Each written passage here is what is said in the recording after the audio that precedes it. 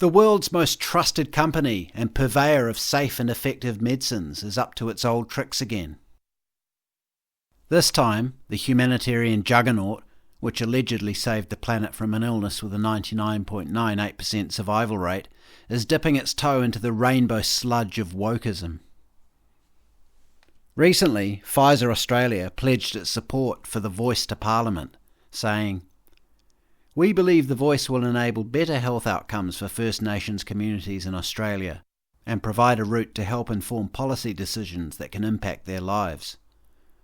Reconciliation helps to address the most significant disparity in Australia's population, the health and well-being of First Nations peoples. We respect the conversations around the Voice and encourage people to engage in genuine learning about the past to ensure Australia has a well-informed referendum about the proposed constitutional change." Okay, Pfizer.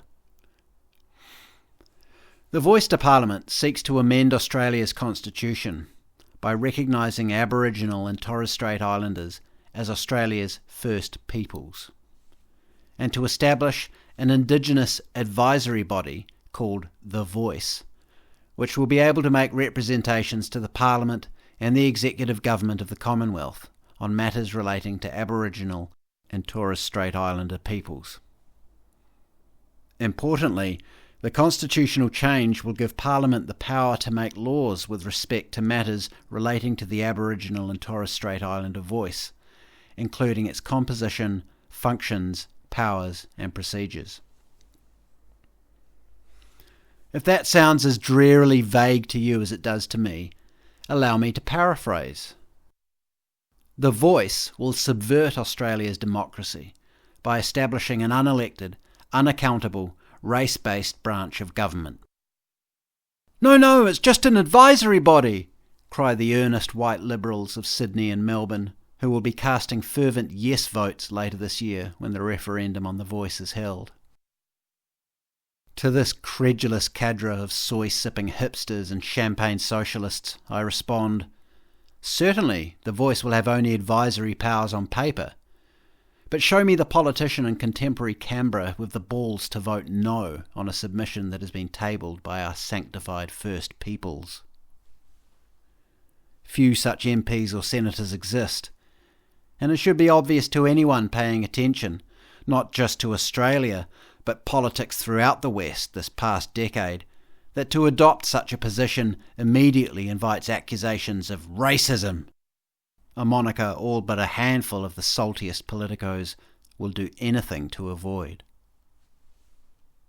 We'll return to this point, but let's get back to Pfizer. Why does it matter that a pharmaceutical company with Pfizer's credentials is getting behind the Voice to Parliament? The glomming on to woke causes by big corporations is nothing new, and I've discussed this at length in the context of ESG.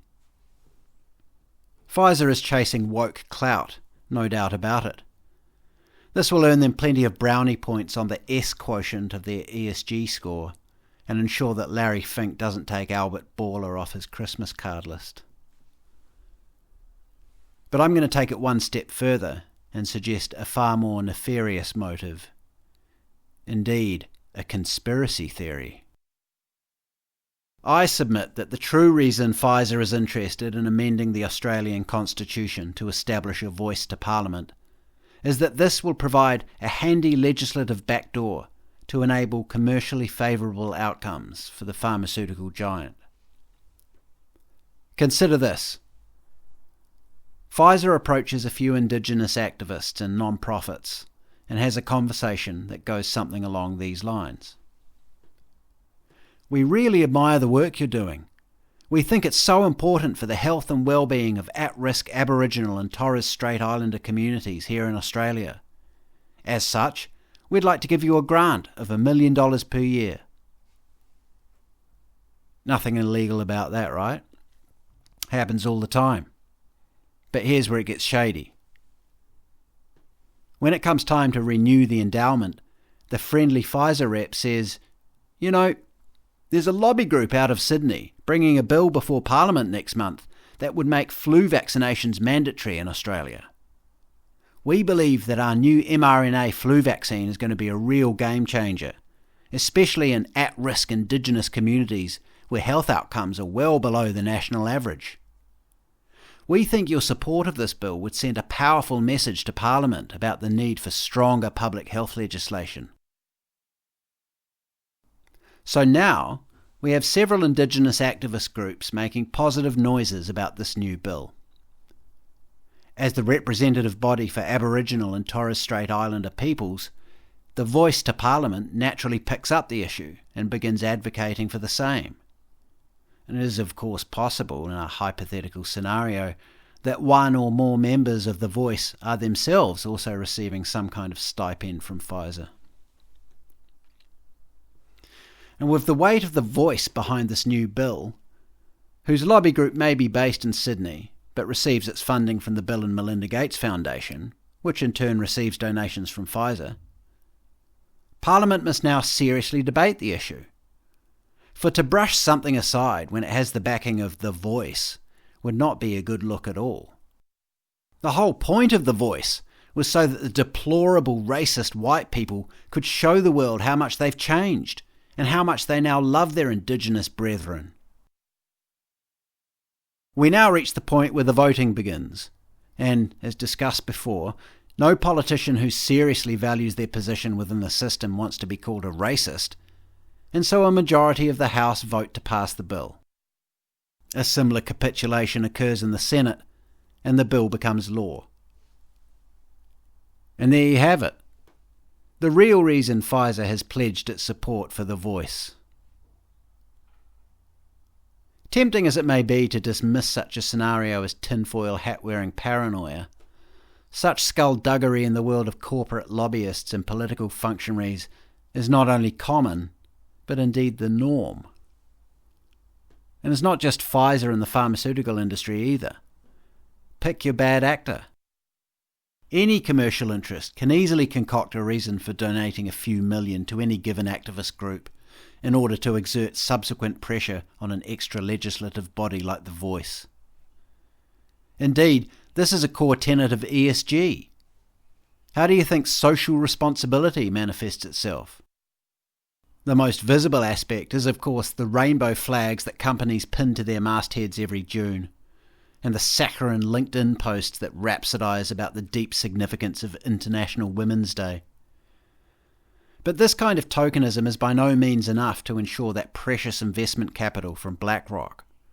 No, you need to put your money where your mouth is.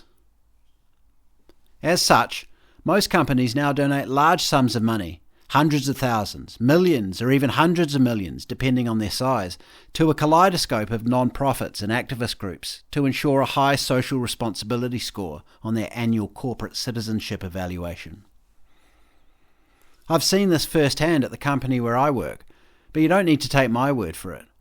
Just go check out the ESG section on your favourite corporation's website, or get your hands on a copy of their annual report, and you might be surprised to see just how many dollars are frittered away on social good.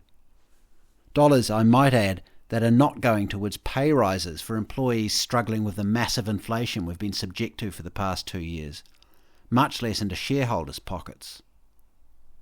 But challenge any executive on this subject and you'll be told, oh no, our shareholders demand that we invest in social good. Do they? Do they really? And who decides what constitutes a social good? This is a question that leads us down some very revealing paths. But you get the point. Everything is for sale, not least political favours, and bodies like The Voice merely provide a convenient side door into the legislature for powerful moneyed interests who wish to circumvent the cumbersome democratic process. This is what it boils down to: a subversion of democracy by power elites. The same process is underway in New Zealand with the Maori co-governance movement, socially and politically indistinguishable from the Australian Voice, broadly popular among the mass of low-info liberal voters and heartily championed by trendy urban thought leaders and corporate media. Similar moves are underway in Canada also, And of course, the US is well along the path towards a new race-based privilege system, including reparations for black Americans, with California's total taxpayer-funded liability already estimated at $800 billion.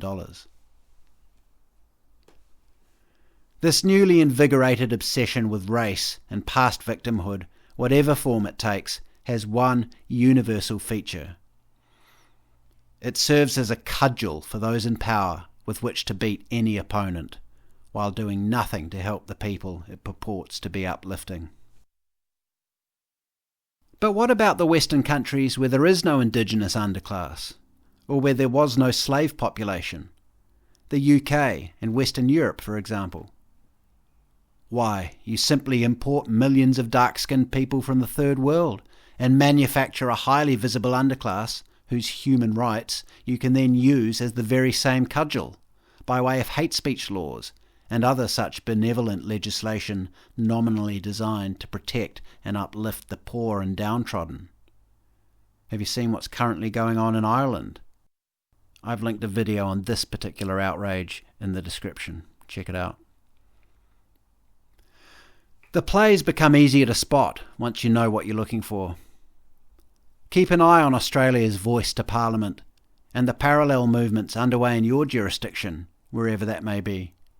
And take note of the large corporate interests that attach themselves to these causes, and ask yourself, what do they stand to gain? Thanks for listening. Please subscribe to the channel so you don't miss any future videos. Please also subscribe to my Substack at jjdawson.substack.com. And if you'd like to keep in touch, please do follow me on Twitter at RealJJDawson. You can also follow me on Getter, Gab and Minds.